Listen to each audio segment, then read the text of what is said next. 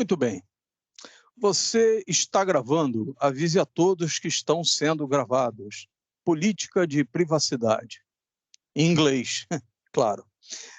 Muito bem, então, como sempre, o alerta para que tomem cuidado com o que dizem e tomem cuidado com o que mostram, né? Não vamos seguir os exemplos das autoridades, os maus exemplos das autoridades, vamos seguir os bons exemplos, né? Então, estamos aqui agora iniciando a aula de Tecnologia 4, é a primeira aula de Tecnologia 4 da 4CELT, 4CELT 2020.2, ficou faltando aqui, o ponto 2, segundo semestre de 2020. Então, hoje, dia 4 de fevereiro, de ter começado às 20 horas, já são 20 horas e 28. Eu não vou me estender muito, viu, Osmar? Não se preocupe, não vou te prender além das 21 horas, até porque não vai ser muito proveitoso, né? Então, em tecnologia, eu apresento para a turma, primeiro, uma breve revisão de coisas que os alunos deveriam saber, já viram, mas, dada a turbulência das aulas e o acúmulo de disciplinas e acúmulo de assuntos, né, muitas coisas são perdidas, né? Eu pretendo hoje fazer um breve resumo de transistores, polarização de transistores, mais voltado à parte de potência, com uma lâmpada, por exemplo, em que numa próxima aula eu vou fazer isso aqui na bancada, né? Então, vou fazer uma lâmpada acender através de um transistor. Eu geralmente uso uma lâmpada de automóvel, uma lâmpada de 12 volts de automóvel. Os automóveis, eles costumam ter, é um clássico, as lâmpadas. Agora estão sendo substituídas por LEDs, mas eu ainda tenho a lâmpada de filamento. A lâmpada de filamento. Inclusive, saiu uma norma recente, eu não tenho certeza se do CONTRAN, eu acredito que seja do CONTRAN, que proibiu a substituição de lâmpadas incandescentes nos veículos antigos, proibiu a substituição de lâmpadas incandescentes por LED. Um despropósito. É claro que há um mérito nessa norma em que vários proprietários estavam substituindo a lâmpada do farol do carro, colocando lâmpada de LED, de forma que quem vai à frente do carro é obrigado a suportar um brilho exagerado da lâmpada de LED com a potência absurdamente alta, sem os cuidados que são tomados nos carros com esse tipo de lâmpada, né? Então, existe, por exemplo, para o farol baixo, um anteparo próprio para que o motorista que vai à frente não receba pelo espelho retrovisor a iluminação alta. Então, os faróis são calibrados para, na iluminação farol baixo, ele fica pouco acima do para-choque do veículo que vai à frente. E somente no farol alto é que entra o refletor todo e projeta, então, a luz espalhando um cone de luz, né?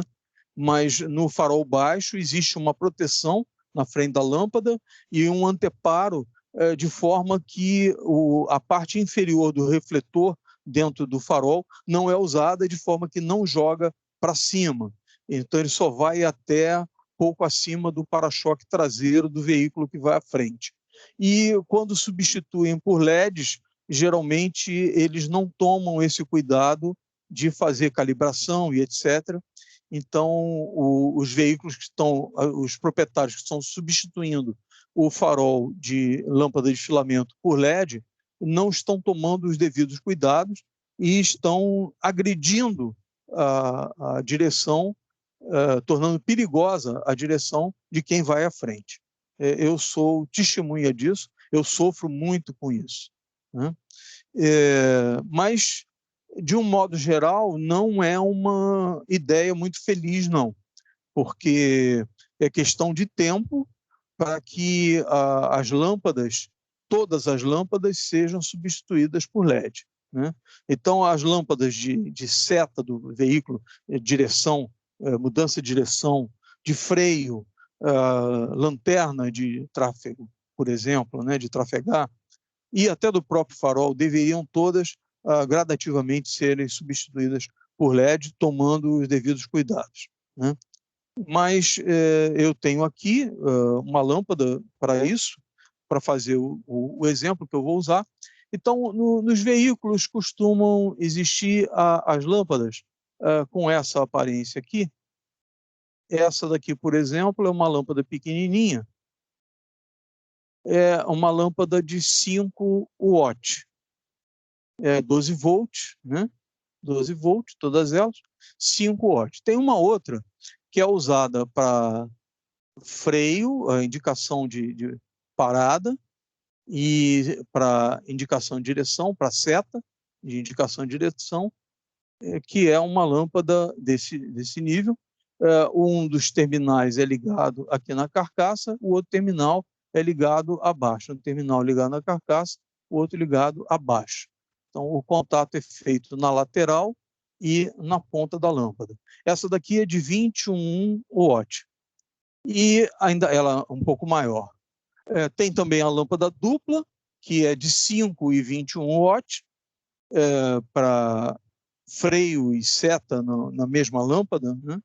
E tem um outro tipo de lâmpada, chamada lâmpada camarão, porque ela lembra um pouquinho, ela é pequenininha, ela tem mais ou menos essa aparência aqui. Aqui assim. E ela tem um terminal aqui e o outro terminal do outro lado, e é de filamento, um terminal de um lado, o outro, ela encaixa no soquete. Ela também é de 5 watts. Existe uma lâmpada chamada lâmpada de salão de iluminação interna do veículo também, que ela tem essa aparência aqui. É uma lâmpada de vidro com as pontas de metal, com essa aparência aqui, sim, e o filamento dela é esse tipo aqui. Ela também é de 5 watts. Claro que não está guardada aqui a proporção, essa lâmpada é pequena comparada com as outras duas, fora de escala. Vou colocar aqui, fora de escala. Não foi, a escala não foi respeitada, né? É apenas para ilustrar. Então, essa lâmpada de 21 watts, eu gosto muito de utilizar essa lâmpada. Para a eletrônica, são 2 símbolos.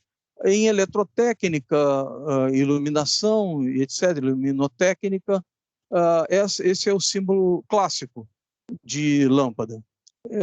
Uma vez ou outra é encontrado esse símbolo aqui em equipamento eletrônico, né? Mas é bom saber que existem os dois, mas é bom saber também que esse aqui é oficialmente utilizado em eletrotécnica, né? E ao lado, então, é colocada a especificação, por exemplo, 12 volts, 21 watts, ao lado do desenho da lâmpada, né? Então, do que se trata, né? O que eu pretendo mostrar a vocês? Vamos lá.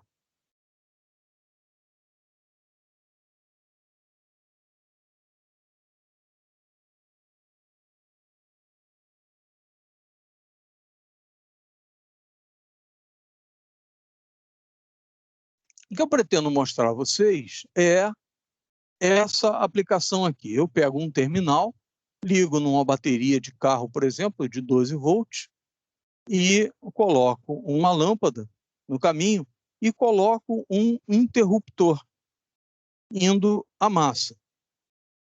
O que essa simbologia me diz? Além da lâmpada mal desenhada, achatada ali, o vidro dela achatado, né? Então, o que essa simbologia representa?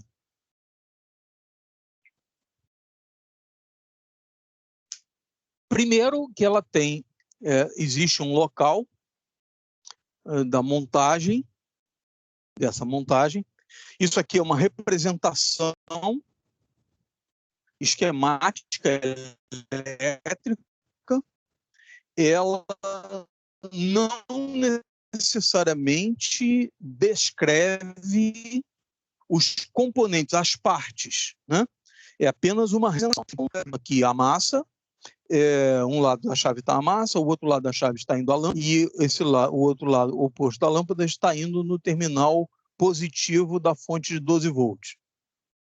E, obviamente, da forma como está representado aqui, qualquer técnico de eletrônica ou eletrotécnica sabe, ou telecomunicações, sabe que se tem um terminal que está ligado ao positivo de uma fonte, significa que o terminal negativo dessa fonte está ligado na área de massa. Pode ser, por exemplo, o chassi do carro, né? Então, insisto, é sempre bom insistir, qual é a diferença entre terra e massa? Esse é o símbolo de massa. O símbolo de massa, para uma descrição mais consistente, né? Então, eu vou desenhar aqui um carrinho famoso.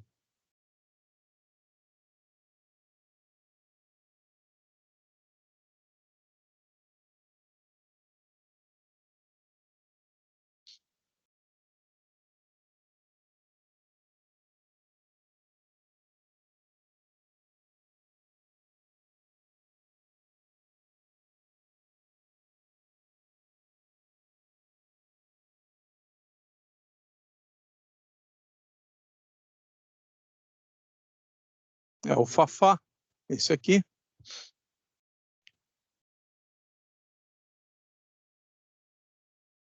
Pronto. E um número famoso para esse carrinho, né? Óbvio que está mal desenhado. Nesse carrinho, o clássico é que a bateria de 12 volts fique instalada embaixo do banco traseiro, 12 volts. O terminal negativo dessa bateria, é conectado ao chassi. E o terminal positivo dessa bateria, ele percorre pelo assoalho, embaixo do assoalho, vem até o painel, por exemplo, e passa por uma chave e vai até a lâmpada do farol. Eu vou desenhar a lâmpada do farol aqui fora, por questão de simplificação. E o outro lado da lâmpada vai ligado no chassi também. Então, observe que o terminal positivo, ele parte da bateria, vai por um fio protegido, encapado em plástico, em material plástico, vai até a chave que está no painel. Essa chave, quando acionada, fornece energia para a lâmpada do farol e não é necessário levar o outro fio negativo até o outro lado da lâmpada, porque o próprio chassi de montagem do veículo, ele é de aço, o chassi de aço, né? Por favor, nunca digam que o chassi é de ferro. Assim que o ferro sai da siderúrgica, ele é aço, não é mais ferro. Ferro, na natureza, só ele oxidado. Uma vez que é misturado, é derretido e mistura uma quantidade mínima de carbono nele, ele vira aço. Então, as chapas de aço do veículo servem de conexão para levar o terminal negativo, levar a energia até a lâmpada, por exemplo, né? Então, qual é a representação desse circuito que está aqui? Há uma pequena diferença. Há uma pequena diferença. Embora eletricamente funcione, os dois funcionam, mas esse circuito não está traduzindo a montagem real no veículo, né? Na montagem real do veículo, a lâmpada vai com um lado dela até o chassi, que é a massa. A massa é o ponto do circuito onde você atribui, ou o técnico projetista atribui, o valor de 0 volt. É a referência. É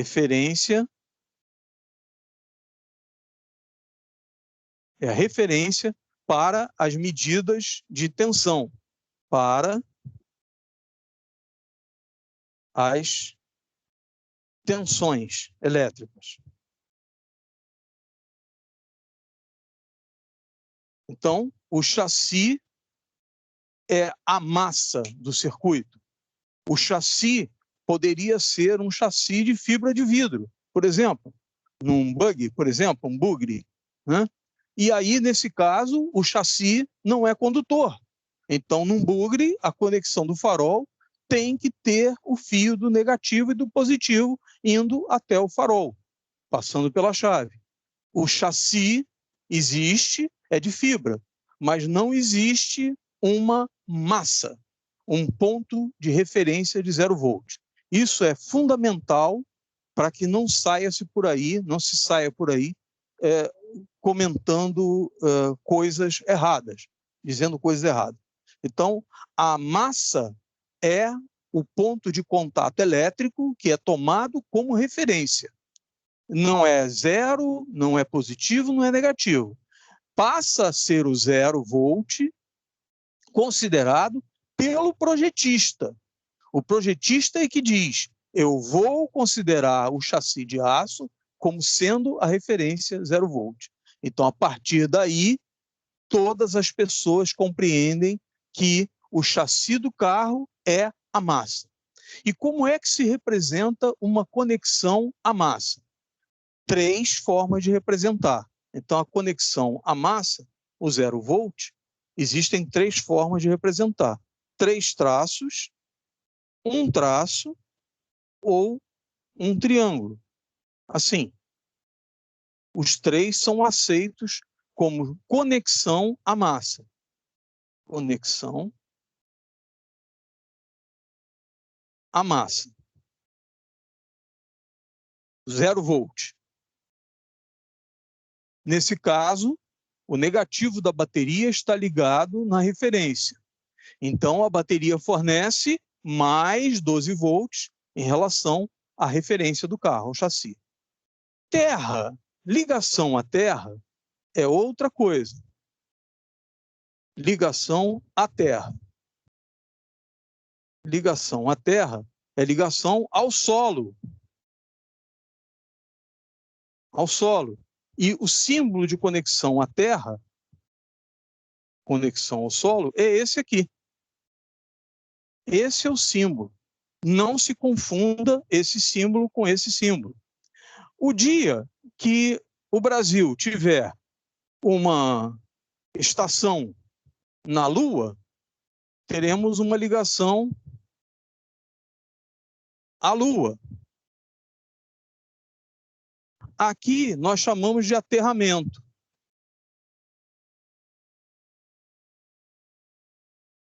Lá nós chamaremos de alucinamento.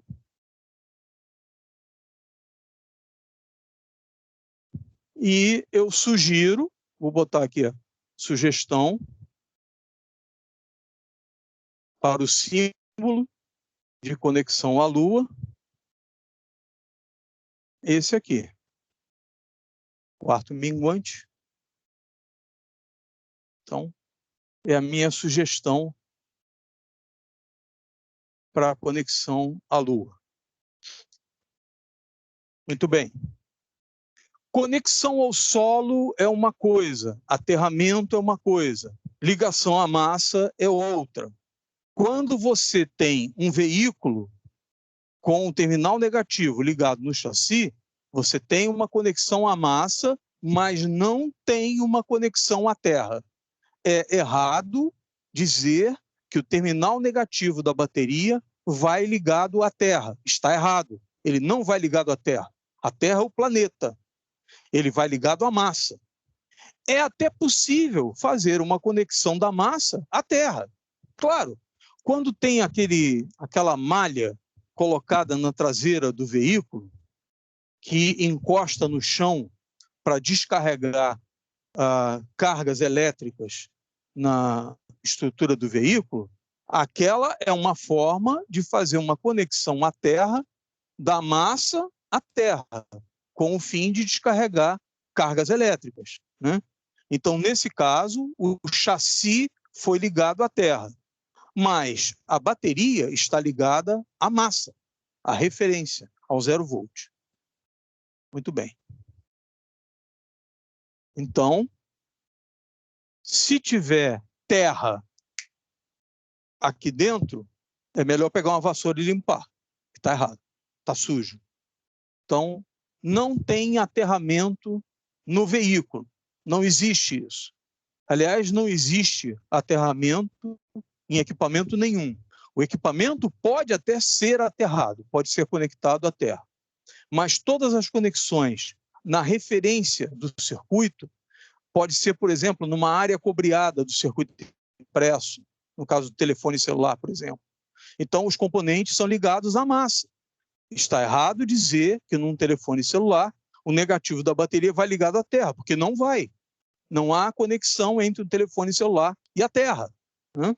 Há conexão à massa, porque foi o ponto que o projetista escolheu como área principal de blindagem dos circuitos de radiofrequência, de lógica e etc. O projetista escolheu para tomar como referência, né? Muito bem. Então, fazendo uma correspondência aqui para terminar essa parte, então, eu tenho aqui uma lâmpada. Se eu for ser fiel à montagem aqui do carro, um lado da lâmpada vai a massa, o outro lado da lâmpada vai até o interruptor do painel, o outro lado do interruptor do painel vai até o terminal de 12 volts da bateria, e fica subentendido, se tem um terminal ligado no positivo, é sinal que o negativo dessa fonte está ligado à massa. Quando num circuito existem várias áreas de massa, que não há relação de uma com a outra, a maioria dos fabricantes, projetistas, usa esse símbolo para uma área, esse para outra área e esse para outra área. Até existem fabricantes sérios que usam erroneamente um símbolo de aterramento para distinguir uma área de massa de outra.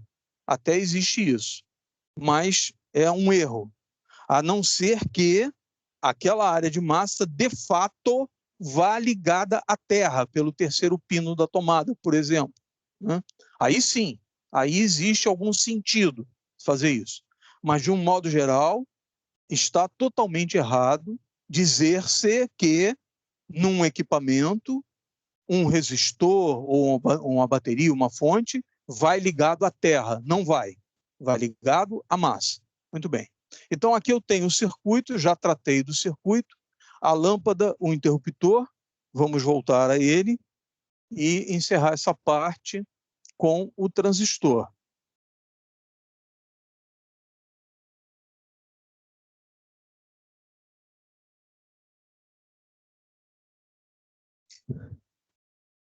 Como substituir a chave por um transistor?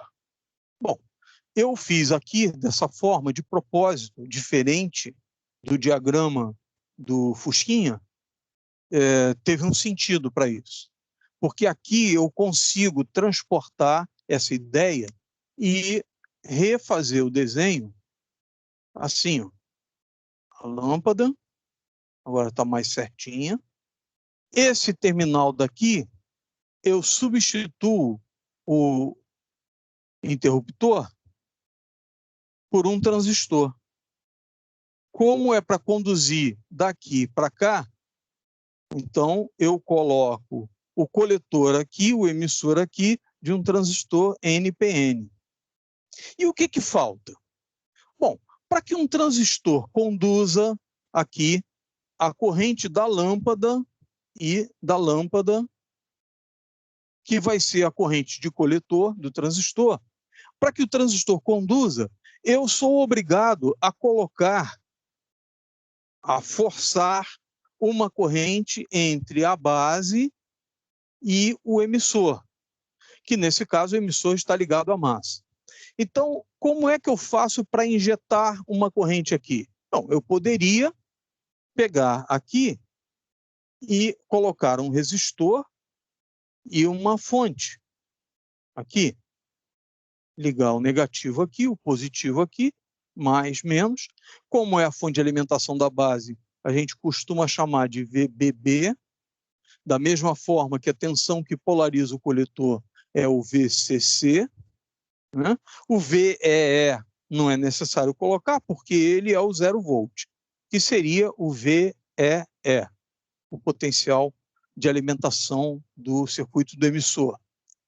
Por que tem que ter o resistor? Porque eu não sou capaz de colocar uma fonte de tensão que consiga estabelecer um valor de corrente de base, e B, aqui a corrente de base para emissor, a partir da tensão VBE. Isso aqui é muito instável, eu não consigo determinar, porque uma tensão de 0,62 volt aqui, tanto pode produzir uma corrente de base de 100 mA, como 200 mA, depende do transistor, depende da temperatura. Então, é muito mais correto eu colocar uma fonte de tensão aqui, com um valor superior àquele mínimo para a região de base entrar em condução, e colocar um resistor aqui, então, que estabeleça qual é a corrente de base, e se houver pequenas variações no valor de VBE, por causa de temperatura ou mudança de característica do transistor, ela não vai afetar quase nada o valor da corrente, porque eu coloquei aqui uma tensão alta e um resistor alto aqui. Como isso é feito? Então, a gente tem que partir do seguinte raciocínio: uma lâmpada, um transistor, aqui ligado no positivo, mais 12 volts. A lâmpada é de 21 watts, ela é de 12 volts, 21 watts. Então, quando ela acender com o seu brilho máximo, eu terei aqui uma corrente de 21 watts dividido por 12 volts. Isso dá aproximadamente 1,4 ampere, perdão, 1,8 ampere. Depois, na próxima aula, eu faço a conta exata. 1,8 ampere. Então, a corrente que passaria por aqui seria de 1,8 ampere, para que a lâmpada acenda com seu brilho máximo. Então, quando ela acender com brilho máximo, teria 12 volts sobre a lâmpada, está com seu brilho máximo, e o transistor se comportaria como uma chave. Quando eu ligar a chave, a diferença de potencial na chave deve ser 0 volt. Então, aqui no transistor, o VCE dele deverá ser 0 volt. Isso não é possível conseguir. A tensão mínima de VCE dos transistores, principalmente transistor de potência, geralmente é em torno de algo perto de 0,5 volt. Então, sempre haverá uma queda de tensão ali, e a lâmpada sempre irá receber uma tensão inferior à tensão da bateria, né? Para resolver esse problema, existem MOSFETs de potência, nós vamos ver depois, numa outra aula, vamos ver, inclusive, aqui na bancada, né, um transistor acionando uma lâmpada e vamos ver o MOSFET acionando uma lâmpada. E vai ficar nítida a diferença, né? Muito bem. Como é 1,8 ampere, agora restaria a questão aqui, que transistor é esse? Eu vou sugerir aqui um transistor TIP TIP 3055, que tem um beta de aproximadamente 40. O beta dele, a amplificação de corrente dele da base para o coletor é aproximadamente 40. Então, se tem 1,8 ali, divide por 40 para saber qual é a corrente de base dele. Então, divide 40 vezes menor. Aí você injeta uma corrente pequena aqui e consegue uma corrente alta ali. Já de propósito, coloca uma margem, coloca um pouquinho mais, para que tenha certeza que, se por acaso o transistor vier com o beta um pouco inferior a 40, você tenha certeza que isso não vai prejudicar o acionamento da lâmpada. Então, normalmente, quando a gente faz um circuito desse, a gente olha no manual e diz lá, o beta típico é 40, mas ele também diz que o beta vai de 20, por exemplo, até 60, e o típico é 40. Então, o que você faz? Você usa o beta mínimo, para ter certeza que a corrente de base, multiplicada pelo beta, vai dar a corrente necessária da lâmpada ou vai ser capaz de acionar uma corrente maior ainda, né? Não há o perigo, por exemplo, imagine, então se eu usar o beta mínimo de 40, eu boto 1 ampere aqui, então vai dar 20 amperes lá em cima? Não, porque a lâmpada vai limitar a corrente, não é o transistor que vai limitar. O transistor age aí como se fosse um disjuntor. Imagine a seguinte hipótese, você coloca um disjuntor num chuveiro elétrico, e o chuveiro elétrico é um chuveiro desse de 127 volts para 4.800 watts, 5.000 watts, e você tem lá 40 e tantos amperes.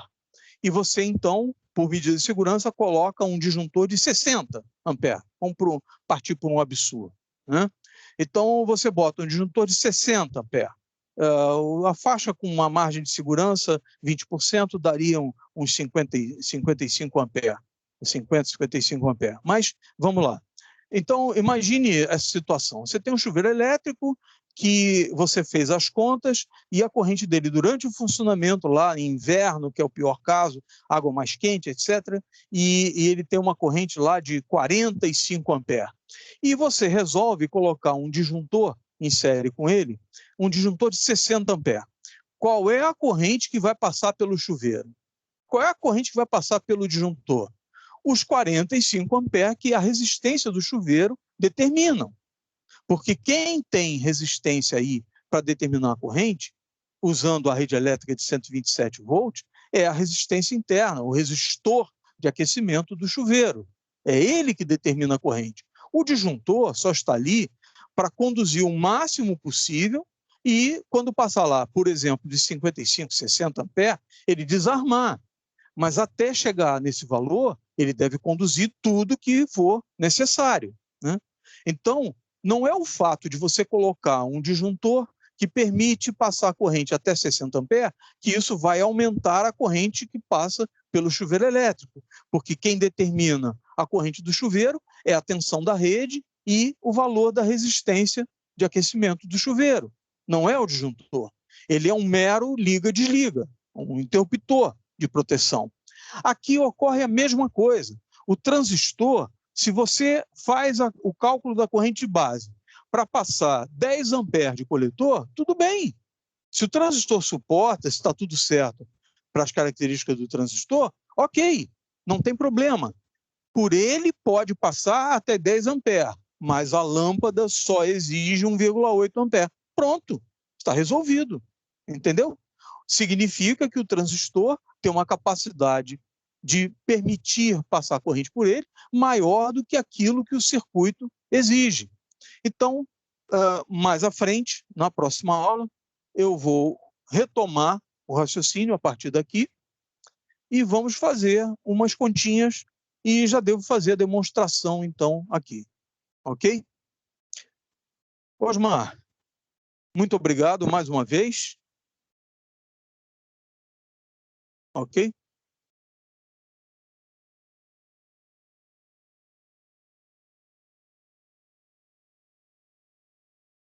Ok. Então, Osmar, próxima aula, então, quinta-feira da semana que vem, ok? Se você tiver como avisar para a turma, você inclusive pode, por gentileza, eu não acho que eu não tenho o e-mail da turma, mas eu vou pegar com o Marcos o e-mail da turma e mandar a mensagem para todos. Tá bom? Ok, então?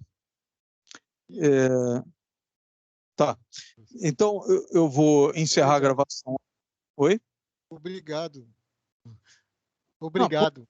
por nada. Arrume meu microfone, né? Deu para entender? Tranquilo. Obrigado. Uma boa noite. Tá alto e claro, tá bom. Tá? Obrigado, hein? Uma boa noite para o senhor. Boa noite, então. Até quinta-feira que vem. Até quinta-feira. Inclusive, estou pensando em comprar vários microfones para dar para os alunos. Tem vários alunos que não conseguem falar comigo nas aulas por falta de microfone. O meu tá ruim desde o semestre passado. Eu Certo. já andei Agora estou mexendo te ouvindo nele, bem. mas não consegui consertar, não. Sim, agora estou te ouvindo bem. Então Tá bom. tá. Uma Então, boa boa noite para o noite para você. senhor, tá? Tá certo. Obrigado pelas orientações aí. Tá certo. Até quinta. Valeu. Vou sair. Vou parar a gravação agora.